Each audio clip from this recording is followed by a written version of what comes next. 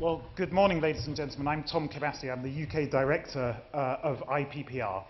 I'd like to say how delighted we are that we have the First Minister speaking this morning, and to say a very warm welcome to all of you. This is actually part of a series of events that IPPR is doing on where now after the vote to leave the European Union. We have had events in London and also events here in Scotland. In fact, we kicked off the series here in Scotland just a few weeks ago. So I'm not going to take much more of your time. I'm just going to say a very big thank you to all of you for joining us, and to hand over to our Director of IPPR Scotland, Russell Gunson, who's going to give some introductory remarks to our speaker today. So thank you all very much for being here.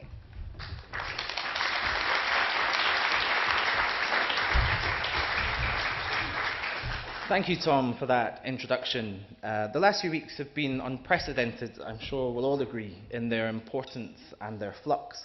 And it's clear, as if it wasn't before, that all of us in this room are living through some of the most important times to face Scotland and the UK. Given its importance, the question of what happens next is one that I believe all of us, in whatever way we can, have a contribution to make. And we need to support our politics and our decision makers through these momentous times. I just wanted to say a few words from IPPR Scotland's perspectives before introducing the First Minister, NICOLA Sturgeon, our speaker today. Firstly, I want to make clear that IPPR Scotland starts from the basis that the mandate from the people of Scotland was clear, with a significant majority in favour of Scotland staying in the EU. Everything now should be done by the Scottish and UK governments to explore the full range of options that would meet that mandate. And in our view, without question, therefore, the EU vote reopens the constitutional question in Scotland. To me, that seems obvious and undeniable. However, how can that clear mandate from the people of Scotland be met? We've heard a number of times from the new UK Prime Minister that Brexit means Brexit. But at this stage, we're unclear as to what that means for the UK, never mind for Scotland.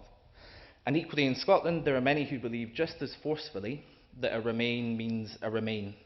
And as much effort now needs to be put into what a Remain could look like for Scotland as to what a Brexit could look like for the UK.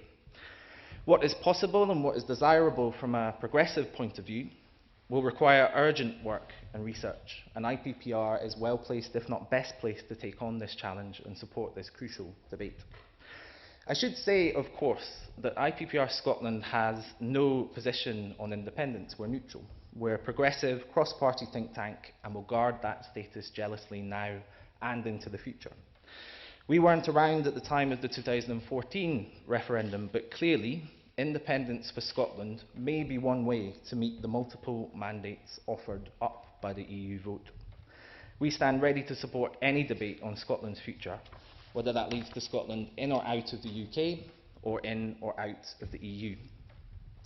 But even from this neutral standpoint, it's clear that it's for those across the UK, including in Scotland, that don't want to see independence for Scotland, or those that wish to explore all the options, to come forward with alternatives and answer some key questions. So, for example, how can a Brexit protect Scotland's key relationships with our EU partners, whether in terms of freedom of movement of people, the goods and services produced in Scotland, or in terms of protection for some of the most crucial industries and sectors based in Scotland? And it's not just about protecting Scotland's interests. Any Brexit that includes Scotland will likely just as much be about protecting Scotland's values, upholding through all our dealings with the wider world human rights, democracy, the environment, social justice, and an open, welcoming, outward-looking worldview. How can a Brexit deliver that for Scotland?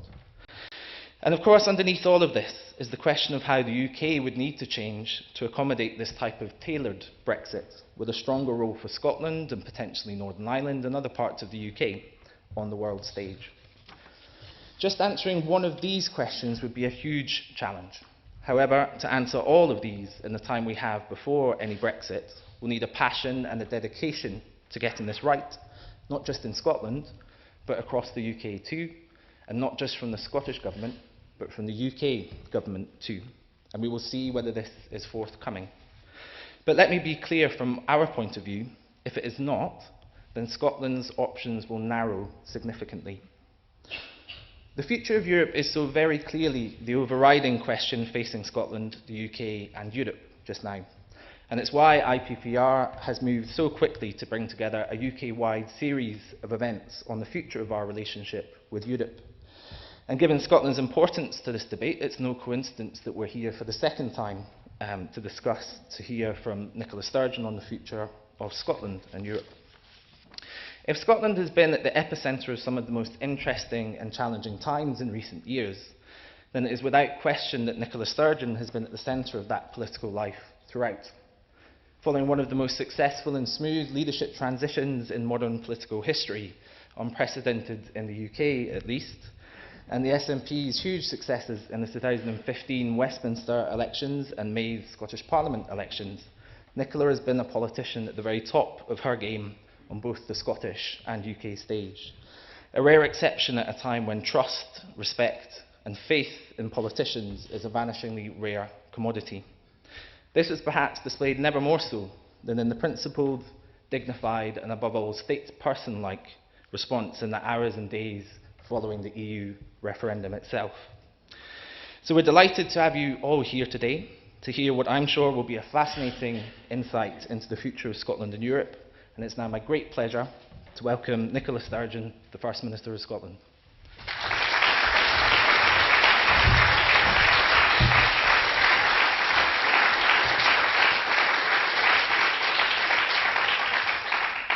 Thank you very much indeed, Russell, for that introduction. Thank you to you too, Tom, for opening this event today, and my sincere thanks to IPPR Scotland for hosting this event today. And lastly, thank you to all of you for coming along here this morning to hear what I have to say and to ask me questions or make the observations you will choose to make after my remarks this morning.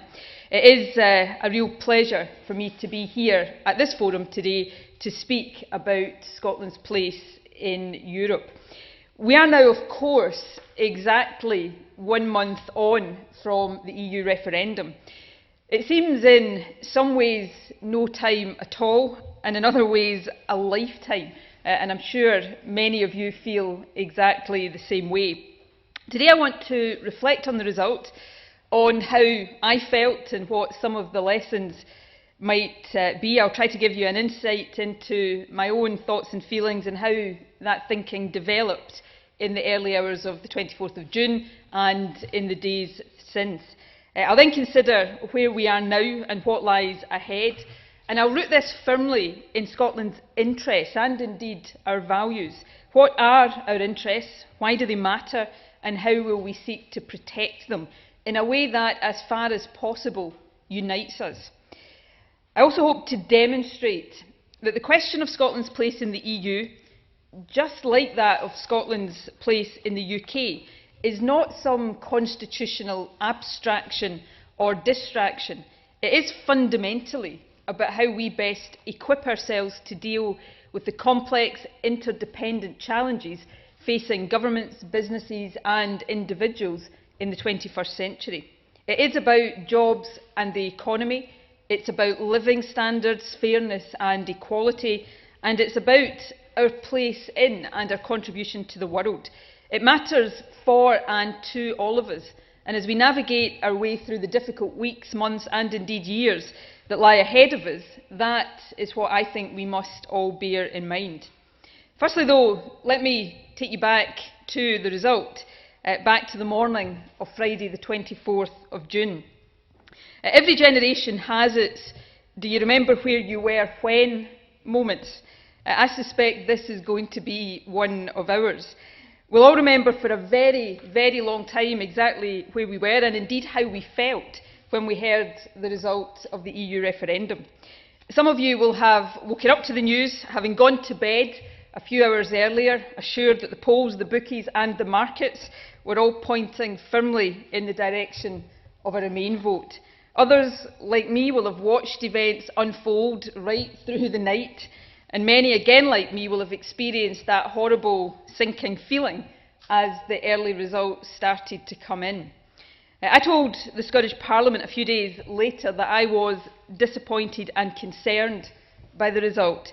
I have to admit to you today that was parliamentary language for a much stronger feeling. I felt angry that Scotland faced the prospect of being taken out of the EU against our will, with all the damaging consequences that would entail. I felt, and still feel, contempt for a Leave campaign that had lied and given succour to the racism and intolerance of the far right. I felt frustration on behalf of people, not just in Scotland, but across the UK, at the political irresponsibility that had brought us to that point. Now, I'm sure it won't surprise you to hear that I'm the last person you will ever hear criticising the principle of referenda.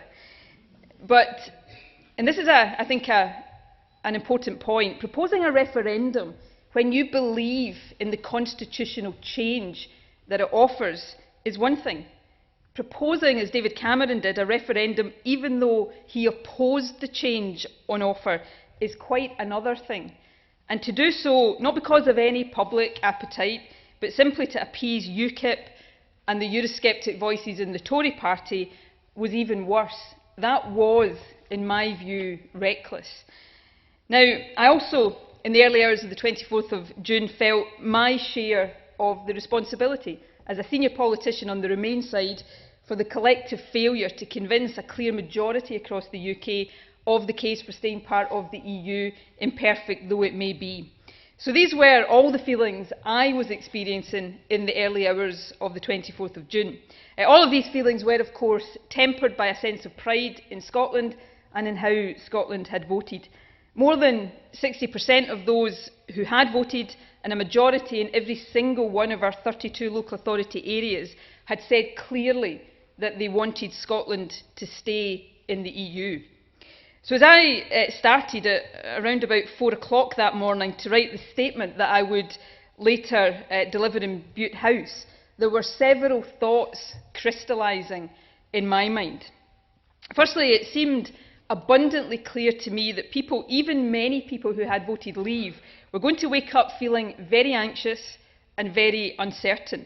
It was therefore the job of politicians not to pretend somehow that we instantly had all the answers, but to give a sense of direction, to try to create some order out of the chaos. That's what I was determined to try to do for Scotland, and I assumed that UK politicians would do likewise. It turned out I was wrong about that. Indeed, the absence of any leadership and the lack of any advance planning, both from the politicians who proposed the referendum and from those who'd campaigned for a Leave vote, surely must count as one of the most shameful abdications of responsibility in modern political history. Second, although it was clear that the result would impact on all of our lives, it seemed obvious, even in those early hours, that the anxiety it would cause would be felt more immediately and more acutely by one particular group of society, nationals of other EU member states who'd chosen to make their homes here in the UK. I felt then, and I still feel very strongly today, that we must give them as much reassurance as possible. And I believe it's wrong that the UK government has not yet given a guarantee of continued residence to those who've built their lives, their careers and their families here in the UK. And thirdly, given how Scotland voted, and given the consequences for our economy, our society and our culture of being removed from the EU, I felt strongly then, and still do, that my job as First Minister is to explore every option to protect Scotland's interests. And that last point, protecting Scotland's interests, is the one I will dwell on today. I'll look at what Scotland's interests are and at how the Scottish Government will seek to protect them in the period ahead. Before I do that, though, let me just briefly touch on one other thought that was in my mind then and that has developed and strengthened since, and that's the need to learn the lessons of this referendum, both of the campaign and of the result. The lessons of the campaign will no doubt be talked about by politicians and by political commentators for many years to come. Some of them were the subject of advance warnings to David Cameron, warnings that I suspect he now wishes he'd listened to a bit more carefully. Now, I don't have time to discuss these in detail, but they are important, and there are three in particular that I just want to mention briefly in passing. First, the limitations and the dangers of negative fear-based campaigning, particularly in the social media age, where people have access to information from all sorts of different sources. Secondly, the need to understand that campaigns are not year zero affairs. You tend to reap in campaigns what you've sown over many years. It shouldn't have come as a surprise to politicians who have spent years and years and years denigrating the EU and pandering to the myths about free movement of people, that some voters simply did not believe them when they suddenly started to extol the virtues of both. And thirdly, the mistake of excluding certain groups of the population from the vote. I think it was wrong in principle to deny EU nationals and 16 and 17-year-olds the right to vote. But as well as being wrong in principle, it was also tactically foolish. These were precisely the groups in our population that were most likely to be positive about the European Union. So there's no doubt that mistakes were made. As I say, there'll be plenty of time in the months and the years ahead for all of us to mull over the lessons of the campaign. What is perhaps more urgent and certainly more important is that we learn the lessons of the result. And to do that, we must make sure that we properly understand it. Leave campaigners may have played the anti-immigration card to the point at times of overt racism, and they did. But 17 million Leave voters were not racist. Not even in many cases were they anti-immigration. So why, in spite of all of the warnings about the economic and financial consequences that would follow, did they choose to vote to leave the European Union? That's a question that we must address. It might take us some time to do it, but we must start now. And let me be clear about this. It's important to ask and to answer that question here in Scotland as well. The country may have voted overwhelmingly to remain, but 1 million of us across Scotland voted to leave, and we mustn't lose sight of that. As First Minister, I have a duty to understand and respond to the concerns that lay behind those votes. Now, academic theses will be written on this subject for years to come, and I'm a politician, I'm not a doctor of philosophy, so what follows now are just my observations. I don't doubt that many people voted leave simply and straightforwardly because of what they think about the European Union. The EU is not perfect, far from it. Its institutions too often seem remote and its regulations unnecessary and interfering. And of course, as I said earlier, UK politicians have spent years blaming it for all our ills and denying any of its achievements, so it's hardly surprising that many took the opportunity when it was offered to them to vote against it. But for many people, I suspect the real roots of their Leave vote lay much, much closer to home. The referendum was a chance for many to send a message, consciously or unconsciously, about how they're governed and the effect that government policies have on their day-to-day lives. This vote was about Europe, yes, of course it was, but in my view it also reflected a serious loss of confidence and trust in UK institutions, institutions that have become remote and detached from people's lives. Now, we shouldn't be complacent here in Scotland, but perhaps there is at least a partial explanation to be found for the different result here in the statistics measuring trust in the Scottish and UK governments. Ever since devolution, people in Scotland have trusted Scottish governments more than UK governments to act in Scotland's interests. And that, incidentally, has been true under all of Scotland's governments since 1999, so it's not a party political point that I'm making. But it is worth pointing out that trust in the Scottish Government to act in Scotland's long-term interests is higher today than it has been at any time since the establishment of the Scottish Parliament, and it is more than 3 times higher than trust in the UK Government to act in our long-term interests. So trust in institutions, or lack of it to be more precise, is in my view a factor in the result of the referendum. But a bigger factor, a much bigger factor, is policy. There's little doubt in my mind that many voted to leave the EU, voted against the status quo, in other words, out of a feeling that they were being left behind. Mariana Mazzucato, a member of my Council of Economic Advisers, has said, rightly I think, that many Leave voters were protesting about the effects of austerity and an economic system that simply doesn't work for them. However, she also said that, and I'm quoting her now, if the Leave campaigners were right about how many felt about life and work in Britain today, they were wrong about the causes and wrong about the solutions. Blaming the EU was a category error. In truth, the blame lies closer to home.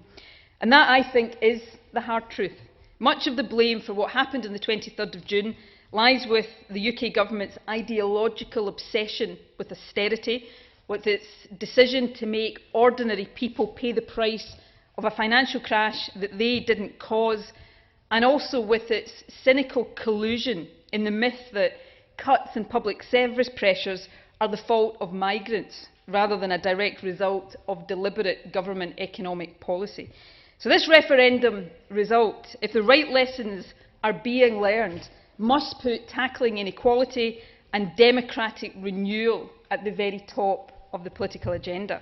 A good start, though, I have to say I'm saying this more in hope than expectation at this stage, but a good start would be for the new Prime Minister and Chancellor to abandon completely the austerity economics pursued by their predecessors. So those are my reflections 1 month on, looking back the way. But the present and the future, of course, matter much more than the past. However much we might like to, we can't turn the clock back. So how do things stand today, 1 month on? Well, firstly and most obviously, we have a new Prime Minister and a new UK government. But we don't yet have any clear explanation of what a leave vote means in practice. If we can read anything from the early signs, whether from government appointments or initial pronouncements, it is, though I hope I'm wrong about this, that the UK is heading towards a hard rather than a soft Brexit, a future outside the single market with only limited access and significant restrictions on free movement. But while Brexit means Brexit is intended to sound like a strong statement of intent, it is in truth just a soundbite that masks a lack of any clear sense of direction. There is also today, I think, something of a calm before the storm.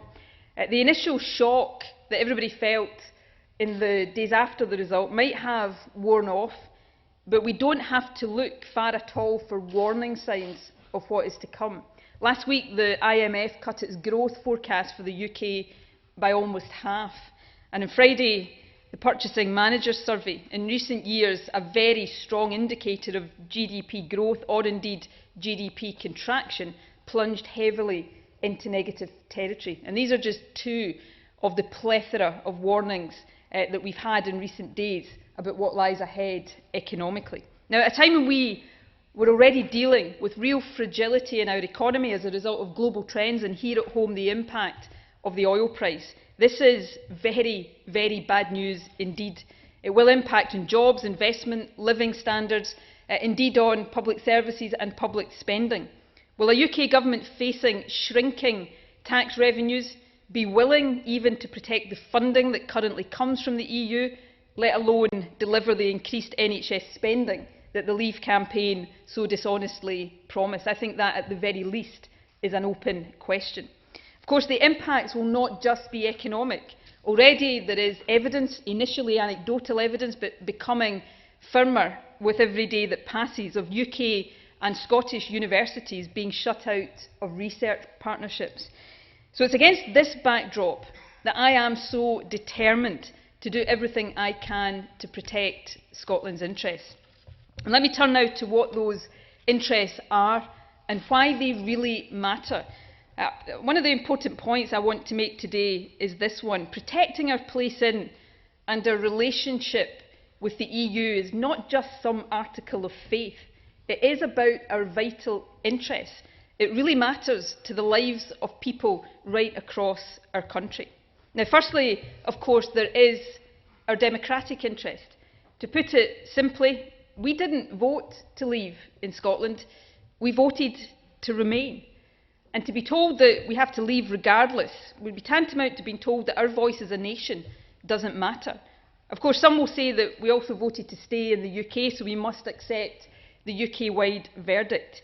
But in 2014, we voted to stay part of a UK that was a member of the European Union. Indeed, we were told back then that protecting our EU membership was actually one of the main reasons to vote against independence. So our democratic interest is, in my view, a very strong one. Does our voice count? Does it matter? Is it heard? But it's not the only interest at stake. Perhaps it's not even the most important one. There's also our economic interest. You know, for a country that sends almost half of our international exports to other EU countries, retaining membership of a single market of 500 million people matters. For a nation that has a strong financial services sector, the system referred to as passporting matters. With a significant rural economy, retaining access to cap payments matters. With a reputation earned over generations, centuries indeed, for punching above our weight in research, ensuring access to competitive research funding and the global collaborations that flow from that matters. And for a country that needs to grow its population to help address skills gaps and deal with an ageing population, free movement of people really matters. All of that is now at risk, and it will be people who pay the price of this in real life if jobs, investment and living standards suffer as a result. Then there's our interest in social protection. The EU guarantees core rights and protections for workers: the right to paid holidays and maternity leave, limits to working hours, the right not to be discriminated against, health and safety protections. They all matter to workers the length and breadth of our country. And I genuinely fear that a UK government outside the single market will seek economic competitiveness through deregulation and a race to the bottom. And if that happens, that would be devastating for the workers' rights and the protections that we in this country have come to take for granted. We also have an interest in solidarity, in independent countries coming together for mutual protection against the threats of crime and terrorism and working together to address big global challenges. The European arrest warrant, intelligence sharing, the cross-border enforcement of civil rights, collective action to tackle climate change, initiatives like Erasmus that give our young people the chance to study in other countries and deepen their understanding of different cultures. All of these matter. All of these really matter to our collective peace and security, to the very future of our planet. And lastly, it is, in my view, in our interest to have influence, to end up in a position which is highly possible, where we have to abide by all the rules of the single market and pay to be part of it or to have access to it, but have no say whatsoever in the rules that govern the single market. That would not be taking back control, to coin a phrase that we've heard once or twice recently. That would be giving up control. Having an influence in shaping the world we live in matters, and it matters for all of us. So democracy, economic prosperity, social protection, solidarity and influence, these are the vital interests that are at stake in this. These are the vital interests that we must now seek to safeguard. They're not abstract, they are real, and they matter to every individual, every business across our country. So what then are our options? Well, simply and in summary, we can seek to find or create a solution that enables Scotland's distinctive voice to be heard and those interests to be protected within the UK, or we can consider again the option of independence. Now, I said the morning after the referendum, and I repeat again today, that at this stage we must keep all of our options open. That means exploring in the first instance, starting in this crucial period before the triggering of Article 50, as the UK government develops its negotiating position, options that would allow different parts of this multinational UK to pursue different outcomes. That means the nations that voted to leave can start figuring out what Brexit actually does mean, while others, like Scotland, can focus on how to retain ties and keep open channels that we do not want to close or dismantle. Now, let me say at the outset, and let me say it very, very bluntly, I don't underestimate the challenge of finding such a solution. You know, even if we can agree a position at UK level, we would face the task of persuading the EU to agree it. So the barriers are substantial. But to those who want to rule out the possibility of success before we even try, I would say two things. Firstly, and this is something of a cliche, but it is still true, we live in unprecedented times. When Article 50 of the Lisbon Treaty was drafted, it was probably back then considered inconceivable that any country would ever vote to exercise. In fact, you only have to read Article 50 to know that it was never written with a view to any country seeking to exercise it. But that has now happened. And beyond those few lines of text, there are no rules for what happens next. The territory is uncharted, the page is blank. Now, that poses challenges, but it also gives us an opportunity to be innovative and creative, an opportunity to shape the future. And already ideas are being floated. Terms like reverse Greenland and the Norway model have already entered our lexicon, and a number of academics and experts have started to sketch out other more bespoke possibilities. Now, some of them may well prove impractical, some of them may well prove undesirable. But in a union where the relationships between our nations are constantly evolving, there's no black and white. So let's consider all of the options with an open mind and work to develop the right outcome for Scotland. The second point I would make to those, particularly in the UK government, who are at pains to say how highly they value the United Kingdom, is this.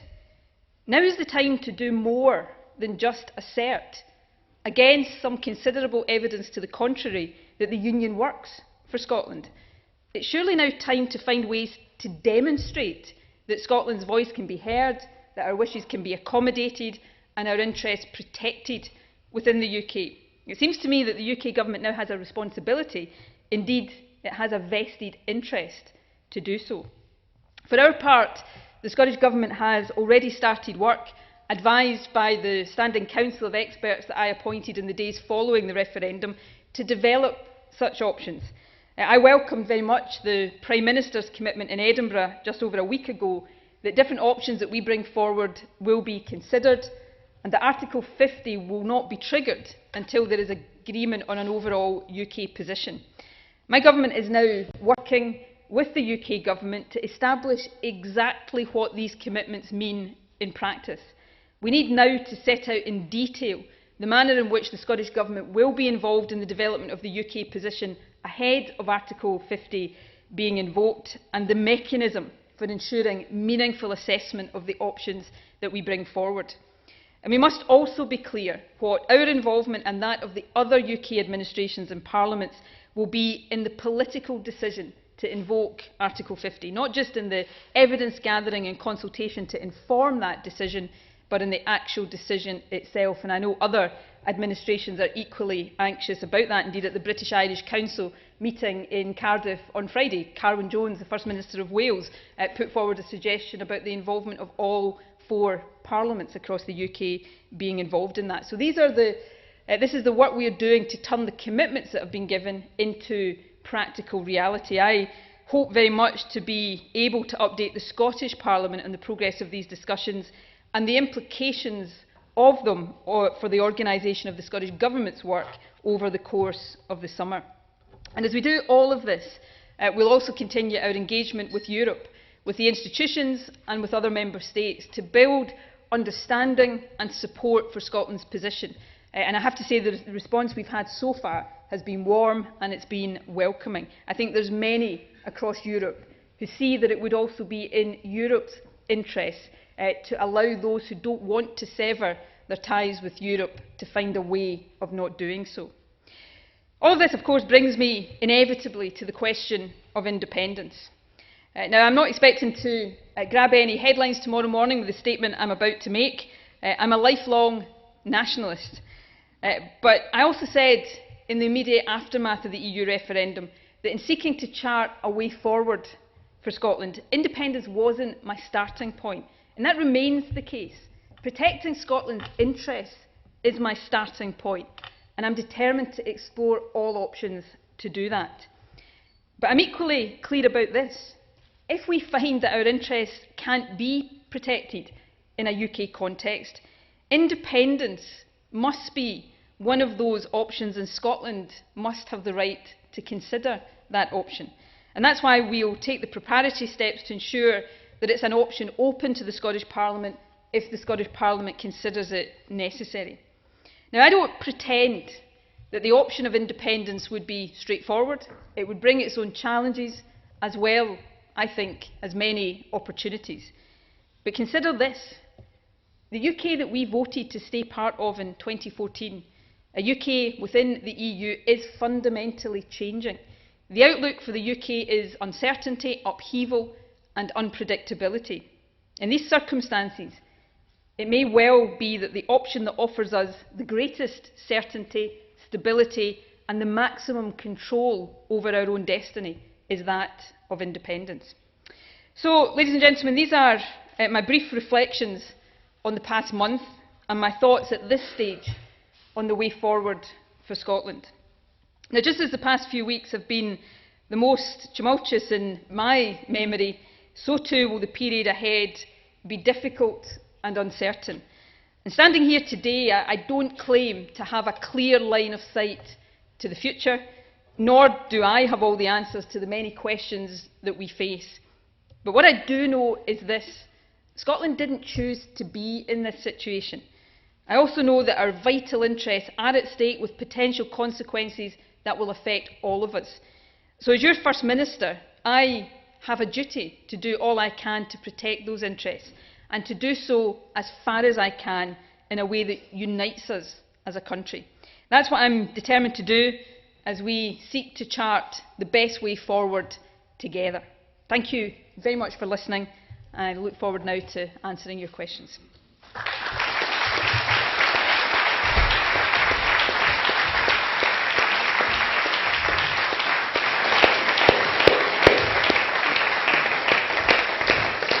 Okay, thank you very much, First Minister, for that contribution. We'll now move into Q&A.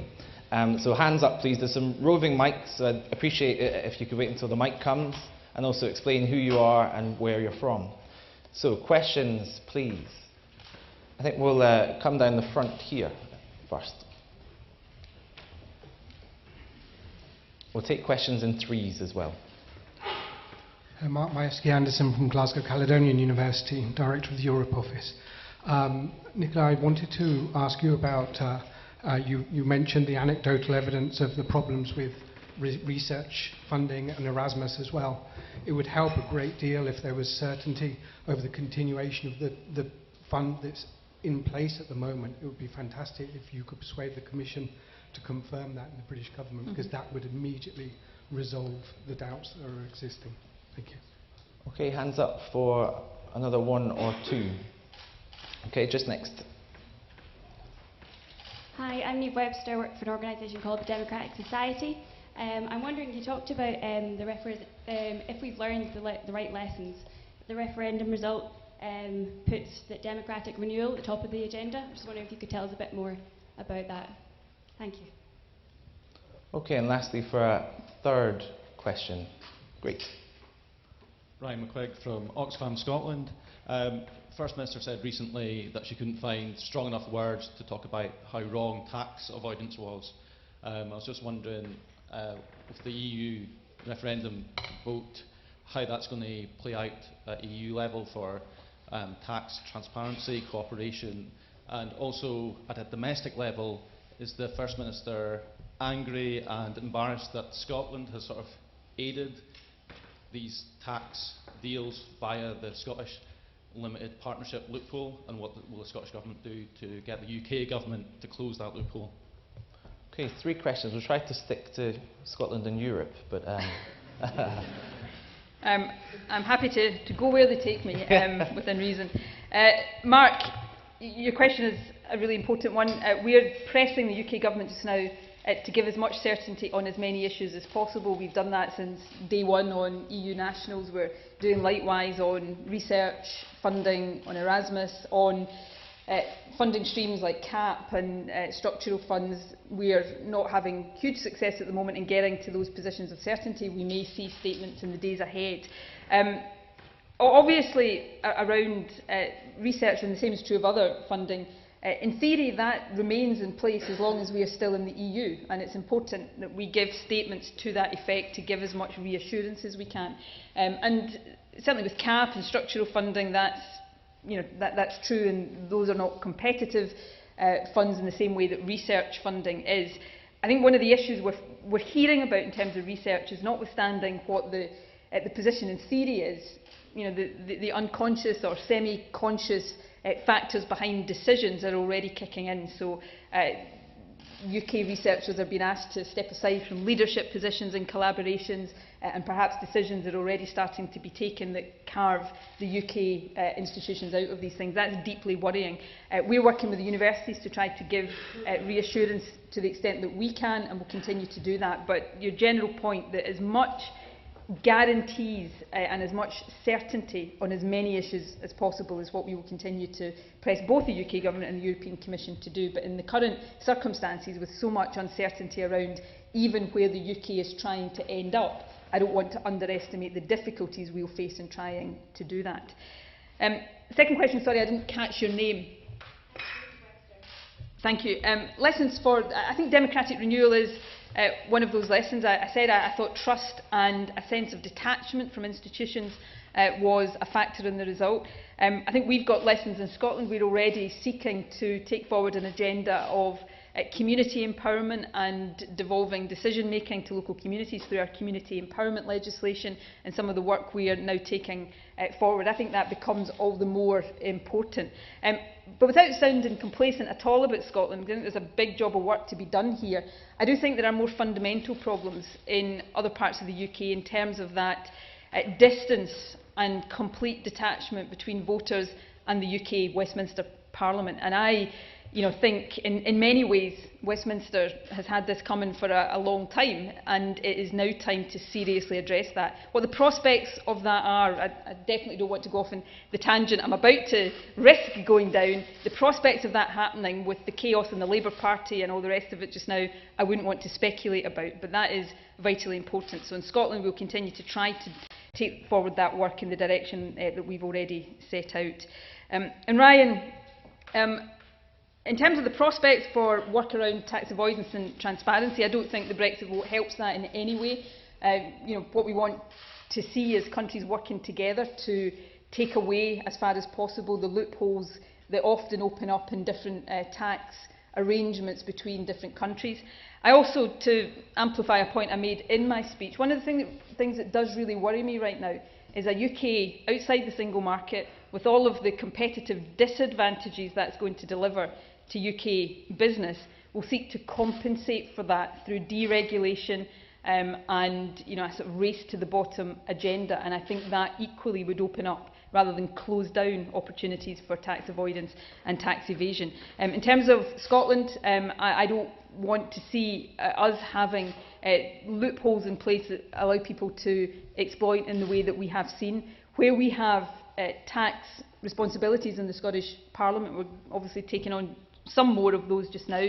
We've put in place some of the toughest anti-tax avoidance arrangements anywhere in the world, and we would continue to encourage the UK government to do that. One of the problems, and I've said this many times before, is the UK tax code is so horrendously complicated that it is far too easy for people to find the holes in it, and there is a serious amount of work needed to simplify that and to close that. We'll contribute to that as much as possible, but the more different countries can work together to do it, the better.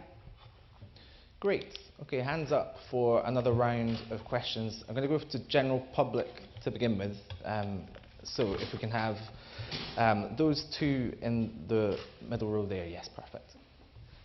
Hello, morning First Minister. Andy Whitty from Colleges Scotland, represent all the colleges in Scotland. You mentioned about the skills gap with the risk, with the going out of the lack of free movement of people. Also, there was news this morning around the skills gap that's been identified within the Scottish economy. So it was just some words, I suppose, of reassurance on what your thoughts and plans were going forward within to protect the Scottish economy as far as funding of skills through the college sector going forward. Okay, and the person next. Good morning, First Minister. Brian Buchan from Scottish Engineering. Our membership, which comprises everything from pharmaceuticals, whisky, heavy engineering, was emphatically in favour of staying within the Eurozone. 78% of our respondents said they wanted to remain within Europe. The issue that we have now is that the last month has been calamitous in terms of raw material cost for many of our manufacturers. Just as one example, zinc has gone up 28% in net cost to the people working with that in Scotland. We cannot afford prevarication that goes on for some 2 years while we mess about with Article 50 and vacation or whatever. We need action now. And a third, just to complete the round, the person down here at the front. Alistair Carmichael, Provost, East Redrishire.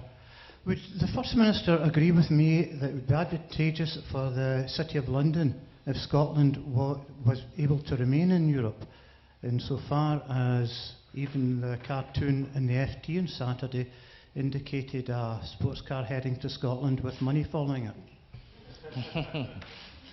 Great, thank you. Okay, 3 good questions.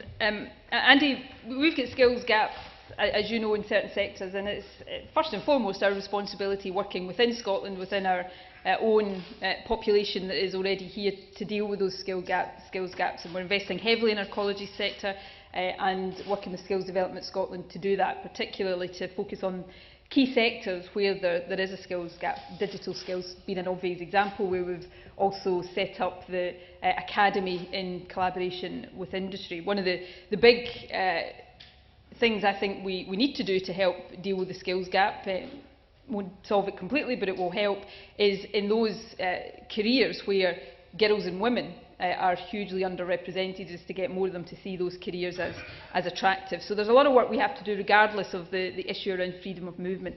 But there's no doubt that for a country like Scotland, and I don't want to diminish anybody's concerns about immigration. There are many parts of the UK where some of the impacts of immigration have been significant. There's an area in my own constituency in Glasgow where recent Eastern European immigration has created some challenges.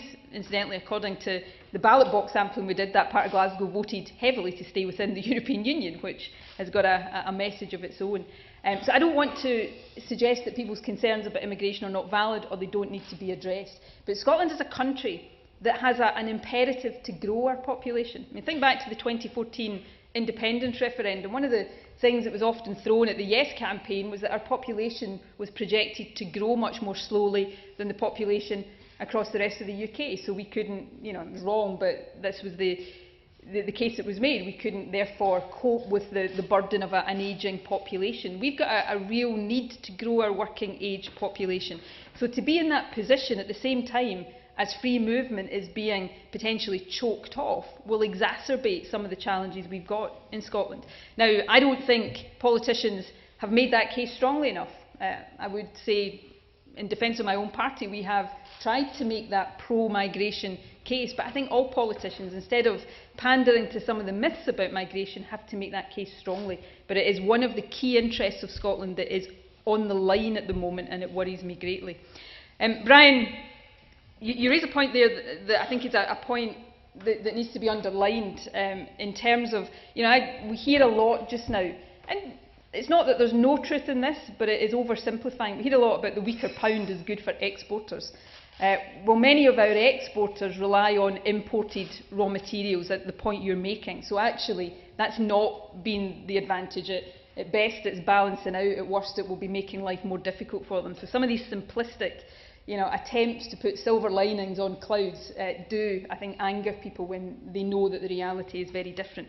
I agree with you about the urgency of this. I don't think a prolonged period of negotiation with the EU is in anybody's interest if there is uncertainty that comes with this.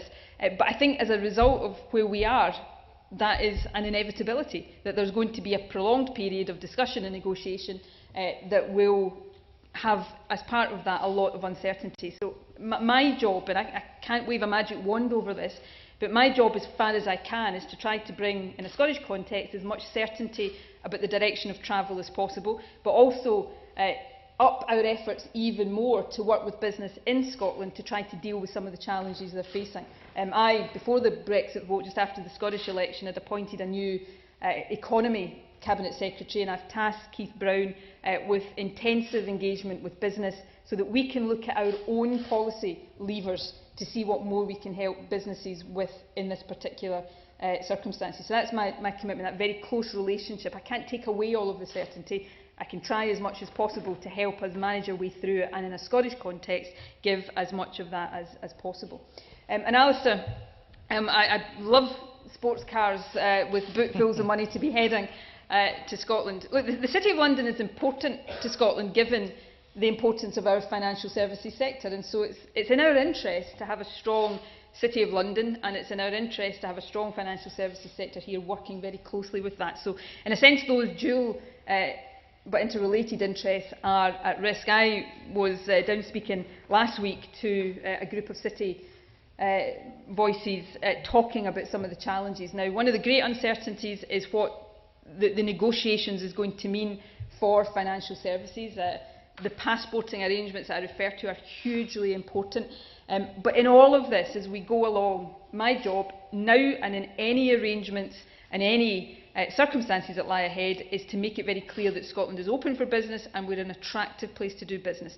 And maybe, depending on how things unfold in the months ahead, will become an even more attractive place to do business. So we've got to be ready to take the opportunities from that. Great. And one last round of questions. I think we will go to the back. So we'll take 2 questions from the press. So yes, great. Nick Eardley from BBC Scotland. First Minister, are any or indeed all of the interests you've set out today non-negotiable red lines for the Scottish Government? And if they're not accepted, is the next move inevitably to call another independence referendum? And Scott. Thanks. Yeah, First Minister, Scott McNabb from the Scotsman. You talked about the need to retain freedom of movement with Scotland and acknowledged this is actually likely to be heavily restricted in the rest of the UK. Does that inevitably lead to border checks, and would you see that as a price worth paying? Okay, First Minister. Okay. Well, Nick, that was an impressive attempt there to write your own headlines, I thought, with red lines and independence referendum being inevitable. So well done. I'm sorry that I'm going to try and deny you the opportunity to have those headlines. Look, I've set out very clearly what the interests are that I think are at stake in Scotland, and the interests now going forward that it's my duty to try to protect.